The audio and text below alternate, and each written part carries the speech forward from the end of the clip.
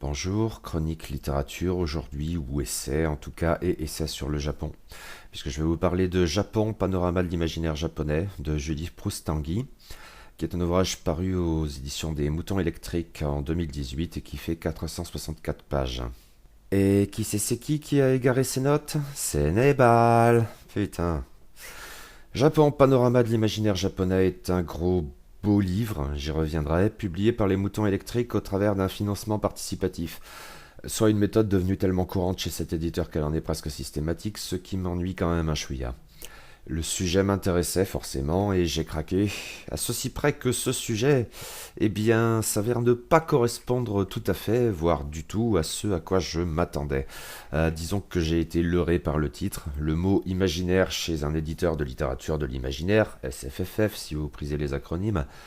Disons qu'il avait ces connotations qui me parlaient tout particulièrement. Seulement voilà, cet imaginaire doit être entendu au sens large, beaucoup plus large. C'est au fond la culture japonaise qui est ici envisagée, ou qui est censée l'être, car il y a des biais conséquents et j'y reviendrai, avec plein de développements qui n'ont absolument rien à voir avec la SFFF, sur la gastronomie par exemple, ou l'érotisme, mais aussi bien le vieillissement de la population, les arts martiaux, la figure de la lycéenne, celle du yakuza, le Japon entre tradition et modernité, ce genre de choses. Je suppose toutefois que je ne peux pas vraiment blâmer l'éditeur ou l'autrice ici. Si je m'étais renseigné un peu plus avant de souscrire, peut-être aurais-je alors perçu ce que le mot imaginaire ici signifiait au juste. Il n'en reste pas moins que ça a été d'emblée une petite déconvenue. D'autant que ce prisme assez large, en apparence tout du moins, a un côté le Japon pour les nuls un peu ennuyeux parfois. De fait, les bouquins sur la culture japonaise en général ne manquent pas, les meilleurs comme les pires, et celui-ci, sans je crois faire partie des pires, ne fait certainement pas partie des meilleurs. L'analyse est régulièrement assez approximative, hein, et emprunte un certain nombre de clichés en prétendant justement les dépasser. Et l'enthousiasme de l'autrice, tout en qualificatif extatique et parfois point d'exclamation, vient contrebalancer une objectivité de façade qui ne trompe pas bien longtemps. Selon les sujets traités, cela fonctionne plus ou moins. À vrai dire, parfois le volume pâtit d'un côté un peu touristique à cet égard. Pas certes au même plan que dans le guide géographique des otaku, petite brochure bonus issue du financement participatif et qui proposait des itinéraires touristiques avec indication de trajet, d'horaire, de coûts, etc., qui auraient pu figurer dans un Lonely Planet, mettons. Mais bon, pourquoi pas. Après tout, je n'ai moi-même jamais mis les pieds au Japon, ça ne fait pas exactement de moi quelqu'un de particulièrement qualifié pour trouver à y redire de quelque manière que ce soit. Reste que dans certains chapitres de ce panorama, le côté touriste ressort à fond et se montre assez pénible.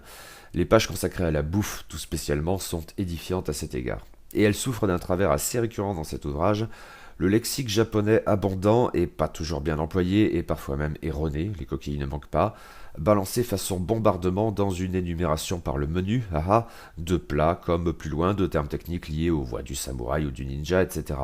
Ce qui généralement ne sert pas à grand chose et donne plus qu'à son tour l'impression d'un remplissage tenant pas mal du cache-misère.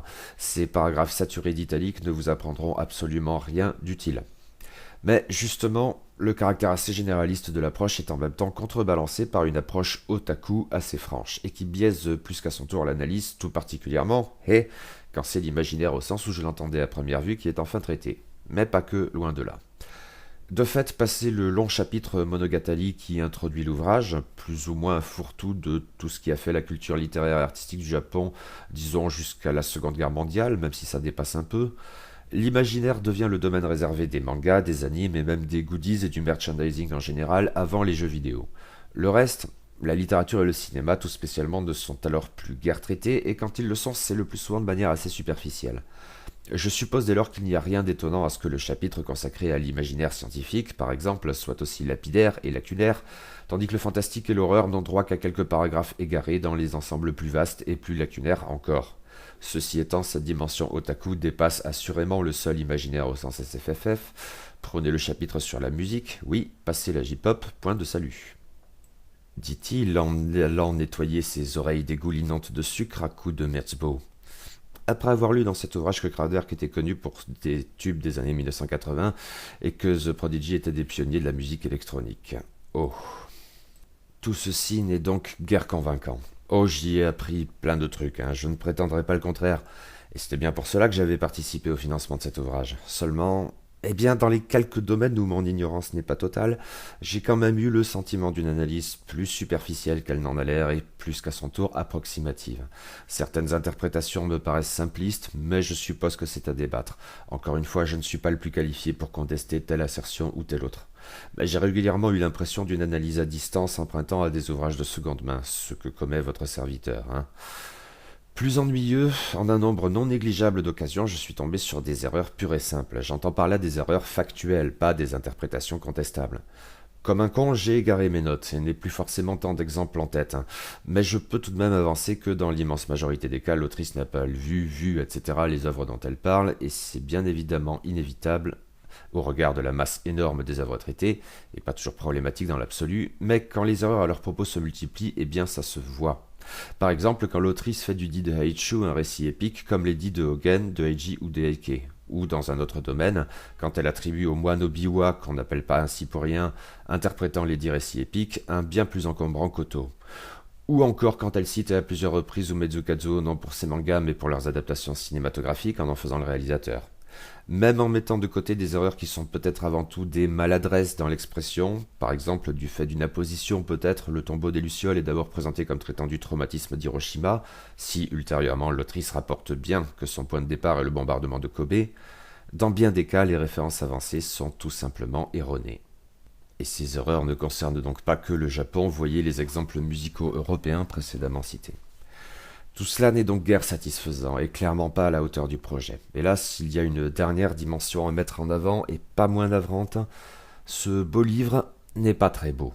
Les photographies sont très inégales, le meilleur côtoie le pire, ce qui inclut des clichés baveux. Ici, l'impression est peut-être en cause, le papier glacé est agréable au toucher, mais ce côté baveux est tout de même très récurrent. Ou d'un flou qu'on n'osera certainement pas qualifier d'artistique. Régulièrement, le bouquin a recours à la très mauvaise idée de glisser des photographies à l'arrière-plan du texte, ce qui rend et les photographies et le texte peu ou prou illisibles. Les légendes de ces photographies se contentent d'avancer un titre en italique et parfois hermétique et le nom du photographe, généralement l'autrice ou Morgan Thomas. Aussi ne comprend-on pas toujours ce qui est photographié au juste, d'autant que ces photographies, de manière générale, ne renvoient pas toujours et même pas le moins du monde pour certains sujets traités au texte en regard. Bon, je suppose que ces critiques concernant les photographies sont parfois subjectives.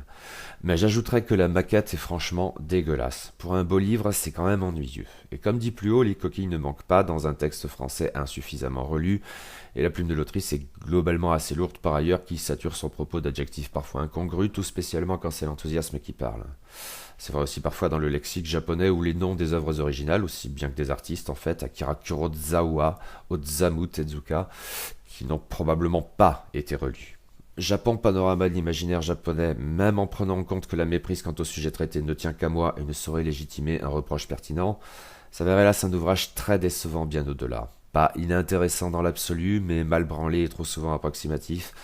Pas outrancièrement mauvais, mais au mieux médiocre. Clairement pas à la hauteur du projet. Que ça me serve d'avertissement.